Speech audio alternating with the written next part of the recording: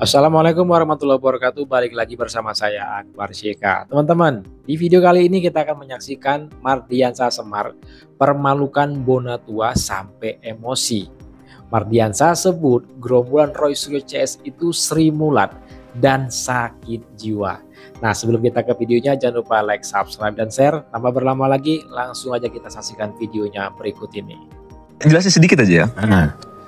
Saya bertemu di beberapa acara debat, TV dan lain sebagainya di belakang panggung. Masih sangat sehat, ngobrolnya juga sehat. Debat pun alurnya masih bagus gitu. Jadi kalau misalnya kita berargumentasi, dibantah dengan argumentasi yang menurut saya masih cukup sehat itu. Tapi akhir-akhir ini saya perhatikan ketika siapapun bicara, dia cuma bisa ketawa gitu. Ketawa, motong. Yang menurut saya itu kalau yang saya pelajari ya secara psikologis ya, keilmuannya bang, ya itu masuk juga dalam gangguan jiwa, stres, tingkat stres tinggi dan sebagainya, sehingga dia tidak lagi mau mendengar orang gitu ya, dan dia tidak bisa lagi mengendalikan apa yang menjadi pikiran dia gitu. Itu yang saya maksud akhirnya yang tadi abang bilang kualitatif, itu perubahan yang saya lihat. Ya. Ketika saya berinteraksi di awal dan sekarang berinteraksi di ujung gitu, kok agak beda gitu ya. Nah, saya cuma berdoa begini bang, kita sesama anak bangsa ya, mudah-mudahan apapun tendensi politik gitu ya dan lain sebagainya tidak membuat kita semua lah ya, kita semua itu menjadi sakit, apalagi sakit jiwa dan lain sebagainya. Mudah-mudahan kita tetap sehat. Sakit jiwa. Ya, sakit pikiran gitu ya. Mudah-mudahan kita tetap sehat. Kita loh, saya nggak bicara orang loh bang, kita bicara kita nih. Kita bicara kita semua. Jadi karena apapun yang kita perdebatkan sekarang, pada ujungnya nanti gitu ya, kan tentu kalau menurut saya ya, kepentingan bangsa, negara, rakyat dan lain sebagainya itu kan yang paling utama. Soal yang setuju nggak teman-teman? Roy Suryo CS itu dibilang sakit jiwa. Setuju ya? Sepakat ya? Dilaporkan sama Pak Jokowi kan soal lain, biar orang tidak sembarang menuduh tanpa dasar. Supaya publik pun juga di bawah itu tidak juga melakukan hal yang sama. Tiba-tiba dia sampaikan ke gurunya, Pak Guru, saya yakin ijazah Bapak palsu, kan gitu loh. Lalu dasarnya apa? Ya coba saya lihat mana ijazahnya, kan gitu loh. Nah, ini soal-soal kan menjadi pelajaran buat publik. Tapi bahwa ditanya tadi soal psikologisnya Mas Wapres, psikologisnya Pak Jokowi, nggak ada yang terganggu. Dan kita semua selalu sebagai bagian dari pendukungnya Pak Jokowi, yang mendukung Pak Prabowo, dan mereka selalu memberikan support ya agar beliau-beliau ini bisa melewati soal-soal yang jauh lebih penting dibandingkan soal ini. Ini kan apa ya, mau tidak mau itu harus direspon, tapi sebenarnya buat kepentingan publik juga kan gitu loh. Tidak juga akhirnya membuat publik ini nambah sejahtera juga enggak, malah mumet juga, ngabisin kuota juga kan gitu loh, harus ngelihat gitu loh. Tapi ya kita anggap ya bagian dari hiburan juga ya. Bagian dari hiburan. Sekarang kan Sri Mulat udah nggak ada. Jadi mudah-mudahan juga bisa buat lucu-lucuan juga gitu. Sekarang kan udah banyak, jadi ya pelawak-pelawak kita udah jarang ya tampil-tampil yang lucu-lucu. Nah, sekarang ini menurut saya sih lucu sih. Enggak ada. Katanya pertunjukan abang ini lucu-lucuan. Enggak, abang ini terlalu remeh dengan Politskopus loh. Enggak, saya nggak ngeremehin abang. Saya ngeliat saya bisa jamin bang, abang nggak belum tentu bisa dapat Skopus. Saya bicara soal isu ijazahnya. Saya tidak bicara soal. Saya pemain Sri Mulat, gila. Jadi kalau saya bicara konteks isu ijazah, saya lihat lucu-lucuan aja. Sorry bang, abang yang merendahkan saya. Saya nggak merendahkan Bang Bona. Abang lebih rendah dari saya. Jadi saya tidak merendahkan Bang Bona, tidak merendahkan penelitian abang. Saya kan lagi dibangun, berarti abang menunjuk saya dong. Enggak dong, kan ini bicara konteks kasus ya kan? Enggak, saya di sini bang. Ini bicara isu. Bilang saya Sri Mulat, kenapa bang?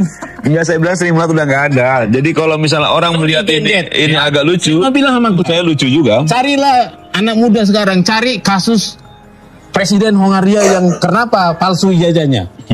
Dia bukan ijazahnya palsu, tapi disertasinya yang plagiat. Bayangkan di Hongaria, seorang presiden punya ijazah asli dari kampusnya, hanya gara-gara plagiarisme mengutip disertasi orang, ketahuan dipecat. Kalian cari namanya menteri di Jerman.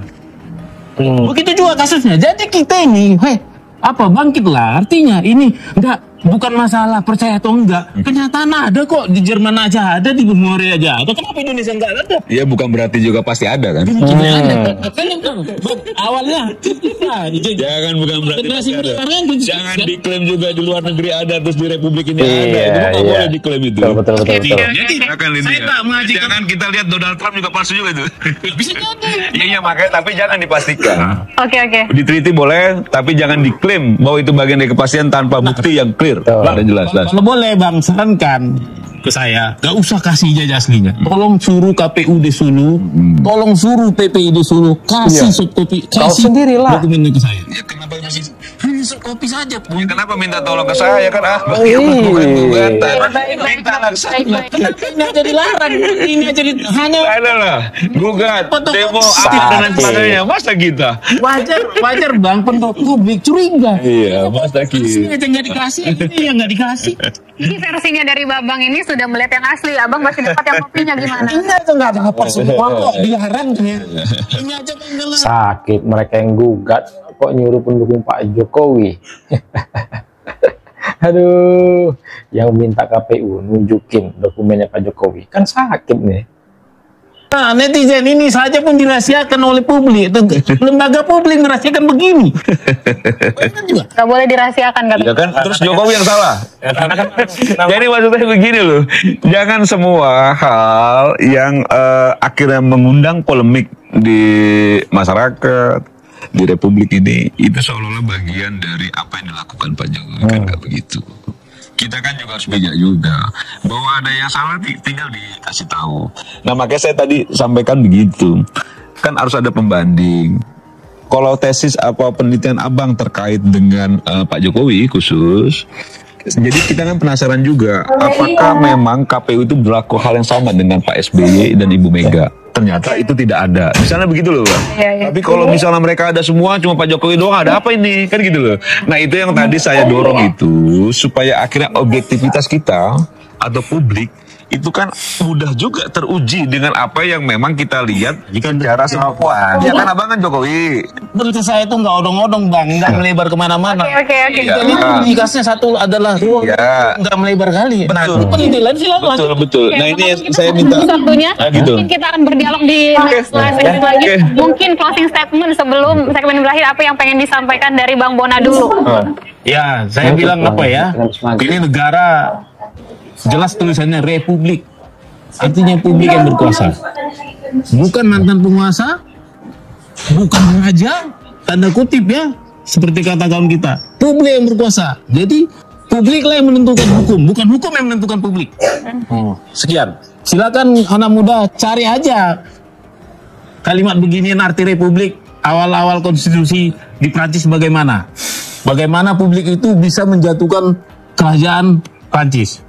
Oke. Gitu, kasih. Biasa. Ya saya setuju memang suara Tuhan itu suara rakyat, tapi bukan berarti juga kita mengangkangi hukum, mengangkangi konstitusi. Karena ketika kita bersepakat itu hidup dalam suatu negara, tentu kita bersepakat itu ikut aturan-aturan negara yang konstitusional. Jadi kalau bicara soal bagaimana publik itu punya hak penuh terhadap bangsa ini, itu betul. Tapi bahwa publik juga dibatasi hal-hal yang tidak membuat kerusakan, membuat anarkisme dan lain sebagainya, yang itu juga akhirnya merugikan publik itu sendiri, itu juga patut untuk menjadi pijakan kita semua. Bahwa apapun yang diperjuangkan harus tetap pada koridor yang baik. Karena kalau kita memang berniat baik, pasti ngambil langkah-langkah yang baik, bukan langkah-langkah yang buruk.